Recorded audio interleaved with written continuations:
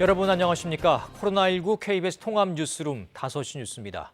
코로나19 신규 확진자는 682명을 기록했습니다. 방역당국은 이번 3차 유행이 1, 2차 때보다 더 큰 규모로 빠르게 진행되고 있는 것으로 나타났다며 곧 방역과 의료체계의 한계에 다다를 수 있는 위태로운 상황이라고 경고했습니다. 김범주 기자입니다. 국내 코로나19 3차 유행이 앞선 유행들과 비교할 때 가장 규모가 크고 장기적으로 진행되고 있는 것으로 방역당국의 분석 결과 드러났습니다. 유행의 정점까지 빠르고 꾸준하게 올라가는 추세인데다 아직 정점인지 여부도 명확하게 알 수 없다고 정부는 강조했습니다. 지난 일주일간 수도권에 3,000명이 넘는 신규 확진자가 나오면서 확산세를 막는 데 총력을 기울이고 있지만 머지않아 방역과 의료체계 대응 역량이 한계에 다다를 수도 있는 위태로운 상황이라고 방역당국은 진단했습니다. 특히 코로나19 확진을 받은 60대 이상 가운데 10%가 위중증 상태로 진행되고 있다며 고령층 본인뿐만 아니라 가족과 지인들 역시 감염 예방에 신경 써야 한다고 덧붙였습니다. 최근 수도권에 상대적으로 강력한 거리두기 조치를 취했는데도 확산세가 거센 건 활동량이 많은 청장년층을 중심으로 무증상 잠복 감염이 대규모로 늘고 있기 때문이라는 게 방역당국의 분석입니다. 정부는 이와 함께 무증상 감염자를 최대한 빨리 많이 찾아내기 위해 임시 선별진료소 150여 곳을 수도권에 설치하기로 했습니다. 대학가나 서울역 등 젊은 층이 많이 모이는 곳에 주로 설치되고 휴대전화 번호만 되면 익명으로 무료 검사를 받을 수 있습니다. 수도권 임시진료소는 다음 주 월요일부터 가동될 예정입니다. KBS 뉴스 김범주입니다. 이처럼 확진자가 연일 600명대를 기록하면서 서울을 중심으로 병상 부족 문제가 현실화되고 있습니다. 서울시내 병원에 나가 있는 취재기자 연결합니다. 네, 김민혁 기자, 지금 나가 있는 병원이 중환자 병상이 설치된 곳이죠? 네, 저는 지금 국립중앙의료원에 나와 있습니다. 제 뒤로 보이는 건물이 코로나19 위중증 환자들이 치료를 받고 있는 곳입니다. 지금 보시면 현재 이곳 의료원에는 중환자 병상이 30개 정도 확보가 되어 있습니다. 임시 병상, 다른 말로 모듈 병상이라고 하는데요. 코로나19 환자가 늘자 긴급하게 치료 병상 30개를 확보해서 이들 환자들 대상으로 전담으로 치료를 하고 있는 겁니다. 먼저 1층부터 살펴보시면요. 전담 병상 12개가 설치가 되어 있고요. 위층으로 올라가면 준중환자 병상 18개가 설치되어 있습니다. 총 30개 병상 중에 28명의 환자가 사용하고 있기 때문에 남은 병상 딱 2개뿐입니다. 이렇게 병상이 차는 건 위중증 환자 수가 연일 늘고 있기 때문인데요.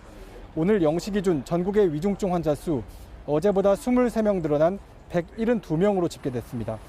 이들 환자는 산소 치료부터 인공호흡기, 에크모 등의 치료를 받아야 하는 환자들입니다. 코로나19 3차 유행 상황에서 방역당국이 가장 신경을 쓰고 있는 부분입니다. 네, 이 중환자 병상을 더 확보해야 하겠는데요. 현재 이 전국적인 병상 현황도 짚어주시죠. 네, 코로나19 중증 환자 병상 전국적으로 빠르게 차고 있습니다. 때문에 하나라도 더 확보하는 게 중요한데 그게 말처럼 쉬운 일은 아닙니다. 코로나19 중환자 병상은 병상 자체도 중요하지만 이를 운영할 숙련된 인력 확보가 무엇보다 중요하고요. 또 고도의 장비도 필수로 필요합니다. 때문에 이런 인력과 장비를 포함해서 모두 확보가 됐고 중수본 지휘 아래 즉시 가동할 수 있는 병상이 어제 기준으로 37개 남아 있는 상황입니다. 특히 환자가 가장 많이 나오고 있는 서울은 이 전담 병상이 딱 3개 남았습니다. 의료기관들이 자율적으로 코로나 환자를 받을 수 있다고 신고한 병상은 전국적으로 14개 남았는데 이를 더하면 총 51개입니다. 정부는 기존의 국가지정 입원치료 병상을 코로나19 전담 병상으로 전환하는 등의 방식으로 이달 말까지 154개 병상을 추가 확보한다는 계획입니다. 정부는 이른바 빅5 병원을 포함해 상급 종합병원의 협조가 필요한 상황이라며 이들 병원을 대상으로 병상 협조를 계속 요청하고 있다고 밝혔습니다. 지금까지 국립중앙의료원에서 KBS 뉴스 김민혁입니다. 서울 지역의 신규 확진자는 251명으로 좀처럼 확산세가 꺾이지 않고 있습니다. 서울시는 개개인 간의 접촉을 줄일 것을 강조하고 있는데요. 서울시청 연결하겠습니다. 오대성 기자, 서울의 신규 확진자가 계속해서 200명대가 나오고 있네요. 네, 그렇습니다. 오늘 0시를 기준으로 서울 지역의 코로나19 신규 확진자는 251명입니다. 이번 달 2일 이후 8회째 하루 200명대 신규 확진자가 계속 나오고 있는 상황입니다. 먼저 주요 집단 감염 사례부터 설명을 해보면요. 종로구의 음식점인 파고다타운과 또 근처의 노래교실과 관련해서 방문자와 가족 등 11명이 어제 추가 확진이 돼서 누적 확진자가 180명으로 늘었습니다. 중구에 있는 남대문시장 상가에서는 관계자와 가족 등 8명이 추가 확진 판정을 받아서 누적 확진자가 34명이 됐습니다.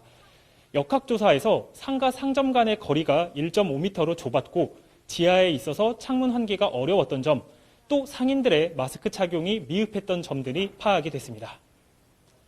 네, 이 집단 감염 외에도 일상 속의 이 소규모 감염 규모가 더 크죠. 네, 그렇습니다. 집단 감염으로 분류되는 경우보다는 가족이나 지인 간의 감염과 같은 소규모 감염 인원이 2배 이상 더 많은데요.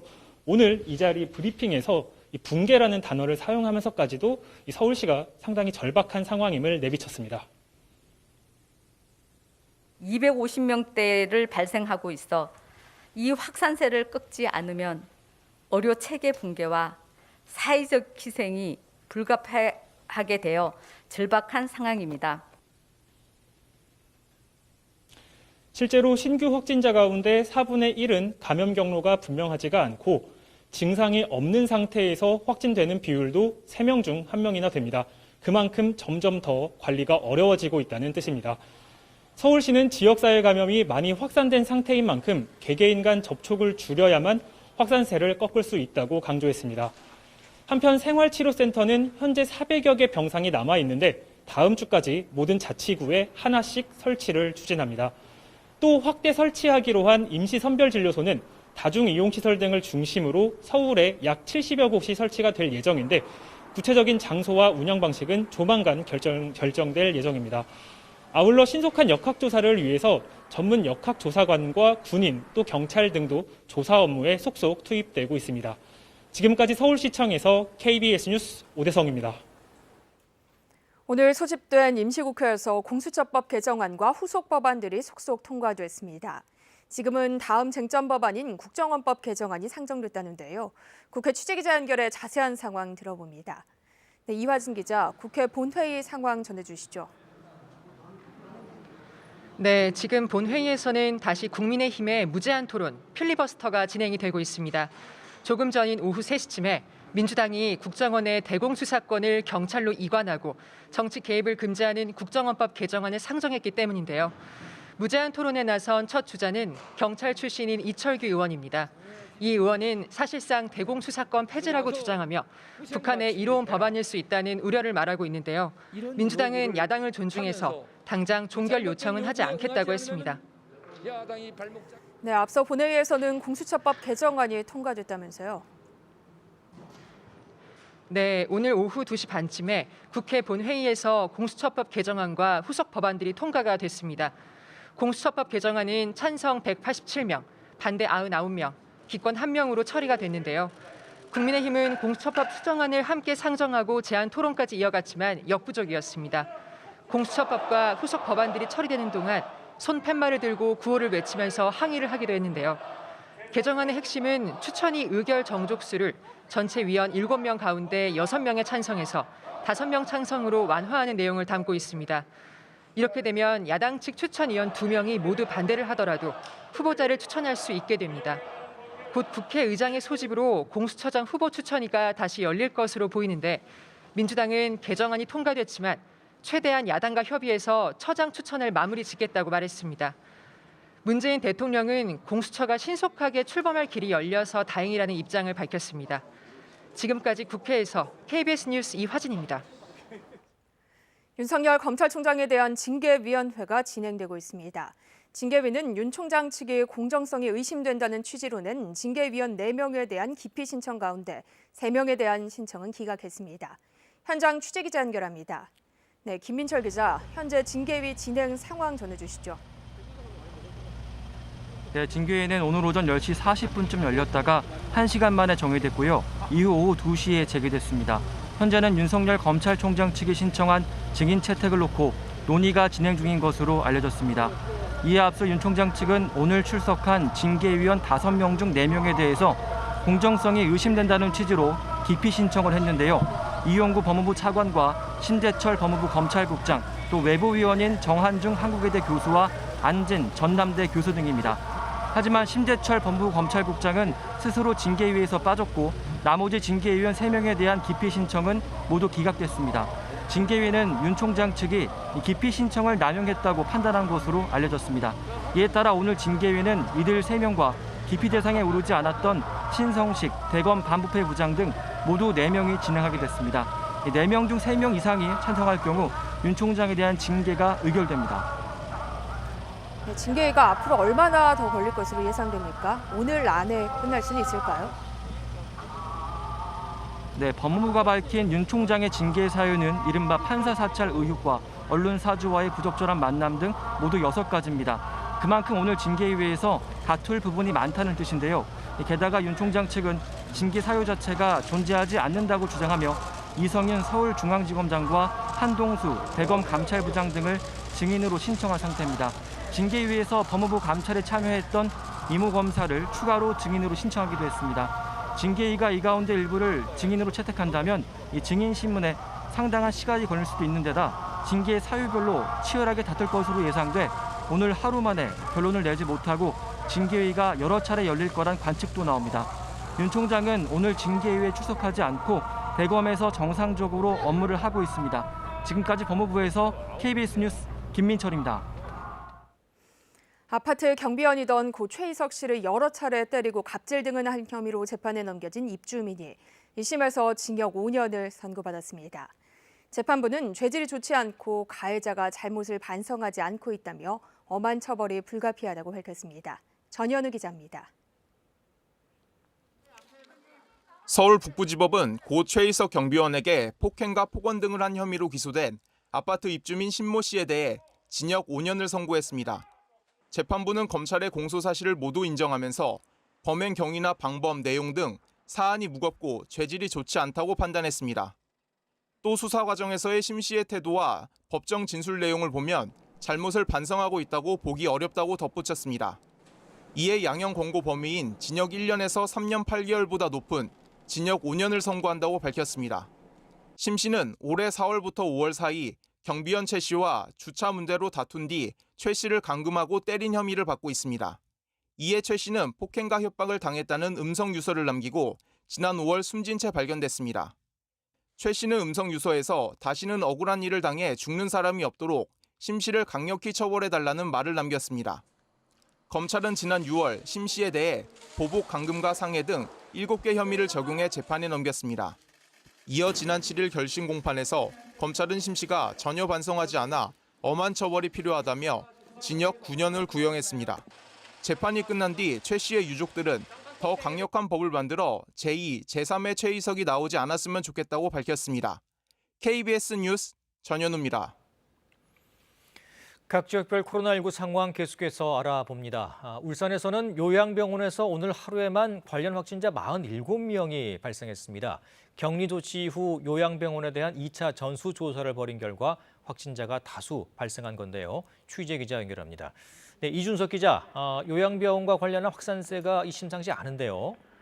네, 말씀하신 대로 울산 남구 요양병원 안에서 입원 환자 39명을 비롯해 간호사 등 직원 7명까지 46명이 오늘 추가로 확진됐습니다. 또 요양병원 관련 확진자 가족 1명도 코로나19 양성 판정을 받아 오늘 하루에만 관련 확진자가 47명 발생했습니다. 해당 요양병원에서 첫 확진자가 나온 건 지난 5일입니다. 확진자가 나온 이후 울산시 방역당국은 병원을 동일 집단 격리 조처하고 전수검사를 벌여 확진자와 비확진자를 나누어 보살펴왔습니다. 하지만 병원 내 감염 우려가 컸던 만큼 방역당국은 2차 전수조사를 벌였고 그 결과 또다시 많은 환자와 직원 등이 양성 판정을 받은 겁니다. 이로써 울산 요양병원 관련 확진자는 병원 내부 142명, 외부 15명 등 모두 157명으로 늘었습니다. 특히 요양병원에는 환자 211명을 포함해 퇴직한 직원 등 모두 341명이 관련돼 있었는데요. 이 가운데 오늘까지 142명이 확진되면서 40%가 넘는 관련자가 감염됐습니다. 이 밖에도 울산에서 집단 감염이 확인된 중학교와 관련해 학교 안팎에서 모두 5명이 추가 확진돼 관련 확진자가 20명으로 늘었습니다. 또 울산 북부의 한 기숙형 고등학교에서도 2명이 양성 판정을 받아 방역당국이 해당 학교 학생과 교직원 등 400여 명에 대한 진단검사를 진행하고 있습니다. 지난 2월 국내 코로나19 확진자 발생 이후 울산에서는 이달 들어서만 207명이 확진되며 누적 확진자도 울산시 집계 406명으로 늘었습니다. 지금까지 울산에서 KBS 뉴스 이준석입니다. 대전에서는 유성구청 공무원이 코로나19에 확진돼 구청이 임시 폐쇄됐습니다. 이 종교 소모임 추정 집단 감염도 이어지고 있는데요. 현장 연결합니다. 한솔 기자, 구청 공무원들을 대상으로 긴급 진단 검사를 하고 있다고요. 네, 오늘 새벽 대전 유성구청 공무원이 코로나19 확진 판정을 받으면서 구청에 비상이 걸렸습니다. 유성구는 오늘 하루 구청을 임시 폐쇄하고 이동식 선별진료소를 설치했습니다. 밀접 접촉한 120명을 비롯한 전 직원 500여 명과 확진 공무원이 접촉한 대전시의회 예결위 위원 등을 대상으로 진단검사가 이루어지고 있습니다. 정용래 유성구청장은 음성 판정을 받은 것으로 확인됐습니다. 유성구는 행정서비스가 중단됨에 따라 우선 급한 업무는 일선 동사무소에서 처리하도록 조치했습니다. 집단 감염 여파도 이어지고 있습니다. 종교 소모임으로 추정되는 집단 감염과 관련해 대전에서 20대 2명이 추가로 확진돼 누적 확진자는 모두 14명으로 늘었습니다. 집단 감염이 발생한 유성구 맥주집과 관련해서도 기존 확진자의 직장 동료가 추가 확진됐습니다. 충남 청양의 마을 간 집단 감염과 관련해서는 청양과 당진에서 각각 1명씩 추가 확진됐고 논산 육군훈련소에서는 지난 5일 2명에 이어 훈련병 1명이 추가 확진됐습니다. 서산에서는 지난 주말 김장을 한 일가족 5명이 어젯밤 나란히 확진됐는데 이 가운데 1명이 서산시청 건설과를 방문한 것으로 확인돼 건설과 사무실이 일시 폐쇄됐습니다. 예산과 천안, 아산 등에서도 기존 확진자의 접촉자가 확진 판정을 받는 등 충청권에서도 지역사회 전파가 계속되고 있습니다. 지금까지 대전시청에서 KBS 뉴스 한솔입니다. 부산에서는 춤 동아리 활동을 같이 한 7명이 동시에 코로나19 확진 판정을 받았습니다. 특히 이들이 최근 한 결혼식장에서 축하 공연을 한 뒤 뷔페 식당을 이용한 것으로 드러나 보건당국이 접촉자를 파악하고 있습니다. 이슬 기자입니다. 부산 연제구의 한 결혼식장. 지난 6일 열린 결혼식에서 축하 공연을 한 춤동아리 소속 7명이 동시에 코로나19 확진 판정을 받았습니다. 이들은 결혼식 행사가 끝난 이후 뷔페 식당을 이용했습니다. 부산시는 결혼식장의 명부 작성이 부실해 접촉자 파악이 어렵다며 동선을 공개했습니다. 또 부산 지역 확진자 가운데 부산지방보훈청에서 민원 업무를 담당하던 직원이 1명 포함된 것으로 확인됐습니다. 부산시는 90여 명을 접촉자로 분류해 검체 조사를 진행하고 있습니다.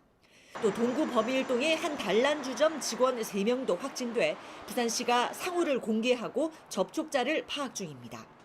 직장을 통한 연수의 감염도 잇따르고 있습니다. 부산의 한 보험 사무실에서 6명이 한꺼번에 확진 판정을 받았는데 이들 중 1명이 이미 집단 감염이 발생한 사하구 VFC 금융사무실 확진자와 접촉한 것으로 파악됐습니다. 부산환경공단과 이 두 금융사무실 등 세 집단 사이에 감염고리는 있지만 최초 감염 경로는 아직 불분명합니다. 여기다 인창요양병원에서 추가 확진자가 2명 나오는 등 초연음악실 관련 감염도 2주가 넘게 이어지고 있습니다. 부산시 보건당국은 2단계 거리두기 시행 이후에도 2자릿수 확진이 이어지는 등 확산세가 여전해 추가 방역 대책을 검토하고 있다고 밝혔습니다. KBS 뉴스 이이슬입니다. 강원도에서도 최근 코로나19 확진자가 연일 발생하고 있습니다. 특히 강릉에서는 확진 판정을 받은 악기 교육 강사와 접촉한 주민들을 중심으로 확산세가 심각한 상황입니다. 박상희 기자입니다. 그제부터 사흘 동안 강릉에서 발생한 코로나19 확진자는 모두 8명입니다. 이 중 60대 악기 교육 강사가 확진 판정을 받았고 이 확진자와 접촉해 감염된 것으로 추정되는 이들만 현재까지 6명으로 파악됐습니다. 이 강사는 감기 몸살 증상이 처음 나타났던 이달 2일 강릉 문화원에서 강좌를 진행했고 이 수업을 들었던 수강생 5명이 대거 확진됐습니다. 그 뒤 일주일 동안 악기 교습소에서 근무하고 병원과 약국 등에서 진료를 받으며 다수 주민들과 접촉한 것으로 추정됩니다. 강릉시는 확진자가 나온 기관을 폐쇄하고 시에서 운영하는 체육시설과 공연시설의 운영과 대관 모두 중단하기로 했습니다. 일부 진술에 의하면 이제 마스크를 계속 착용하기가 조금 어려운 상황이어서 마스크를 조금 벗은 시간도 있지 않았냐. 지금 폐쇄 명령을 지금 했고요. 방역수칙 위반 여부에 대해서 저희들이 조사 중에 있습니다. 강원도의 다른 지역도 비슷한 상황입니다. 이달 4일 정선군을 마지막으로 강원도 내 18개 시군 모두에서 확진자가 발생한 뒤 현재까지 강원도 코로나19 확진자 수는 740여 명에 달합니다. 이에 따라 강원도 사회적 거리 두기는 강릉과 춘천 등 8개 시군은 2단계, 나머지 지역은 1.5단계를 유지하고 있습니다. 강릉의 경우 최근 며칠 새 확진자가 계속 발생하고 추가 대거 발생도 우려되는 만큼 거리 두기 2단계 기간을 연장할 가능성도 높은 상황입니다. KBS 뉴스 박상입니다. 제주에서 교회 목회자와 진주시 이 통장 단발 코로나19 확진자가 잇따라 나오고 있습니다. 제주 지역 누적 확진자가 100명을 넘어서면서 방역 당국도 긴장하고 있습니다. 취재 기자 연결합니다. 네, 박천수 기자, 제주는 최근 확진자 발생이 뜸했었는데 오늘 몇 명의 확진자가 나온 건가요? 네, 제주에선 오늘 코로나19 신규 확진자가 5명이 나왔습니다. 이들 확진자 가운데 2명은 어제 확진 판정을 받은 제주 성안교회 목회자 접촉자들입니다. 다른 2명은 지난달 중순 연수차 제주를 방문하고 돌아간 뒤 집단 감염된 진주시 이통장당 관련 접촉자들이고 나머지 1명은 서울 관악구 거주자로 8일 오후에 제주를 찾았습니다. 제주에선 어제부터 이틀 새 확진자 16명이 나와 방역당국이 긴장하고 있습니다. 16명 가운데 5명이 제주 성안교회 목회자와 이 목회자의 접촉자들입니다. 이 목회자가 제주시 내 한 복지관 차량 운전자로 일하면서 접촉한 해당 복지관 직원 1명도 포함됐습니다. 다른 6명은 진주시 이통장당 관련 확진자이고 4명은 해외 입국자입니다. 진주시 이통장당 관련 제주 지역 확진자는 지금까지 모두 14명으로 늘었습니다. 제주도 방역당국은 제주 성안교회 일대에 워크스루 선별진료소를 설치해 지역 주민들을 대상으로 진단검사를 할 계획입니다. 주말까지 확산세가 지속된다면 사회적 거리 두기를 현행 1.5단계에서 2단계로 올리는 방안도 검토하겠다고 제주도는 밝혔습니다. 또 제주시 내 초중고 5곳이 어제부터 원격 수업에 들어간 데 이어 오늘 초등학교 1곳과 고등학교 1곳 등 2곳이 추가로 원격 수업으로 대체했습니다. 지금까지 제주도청에서 KBS 뉴스 박천수입니다. 방역당국의 회식과 술자리 자제 권고에도 불구하고 음주 교통사고는 오히려 늘어나고 있습니다. 경찰은 낮과 밤 구분 없이 음주 단속에 나설 계획입니다. 박기원 기자입니다. 자정을 20분 남겨둔 시각, 승합차가 경남 거제 앞바다에 떠 있습니다. 경찰이 운전자를 구조하는 순간 차가 바닷속으로 가라앉습니다. 가까스로 목숨을 건진 운전자의 혈중 알코올 농도는 0.17%, 만취 상태였습니다. 승용차가 신호를 무시한 채 좌회전하더니 마주오는 차를 들이받습니다. 갑작스런 사고를 당한 운전자는 크게 다쳤습니다. 사고를 낸 운전자는 면허 취소 수준으로 술을 마신 뒤 차를 몰았던 것으로 조사됐습니다. 올해 코로나19 여파로 회식과 술자리가 줄었지만 음주운전 사고는 늘었습니다. 지난 1월부터 지난달 말까지 전국 음주교통사고는 15,400여 건으로 지난해 같은 기간보다 9% 넘게 늘었습니다. 음주사고로 240여 명이 목숨을 잃고 2만 5천여 명이 다쳤습니다. 경남의 음주사고 증가율은 13.8%로 전국 평균보다 높습니다. 경찰이 비접촉 감지기로 차량 안 알코올 성분을 측정합니다. 음주 단속입니다. 비접촉 감지기로 음주 감지하겠습니다. 경보음이 울리면 접촉식 음주 측정기로 혈중 알코올 농도를 측정합니다.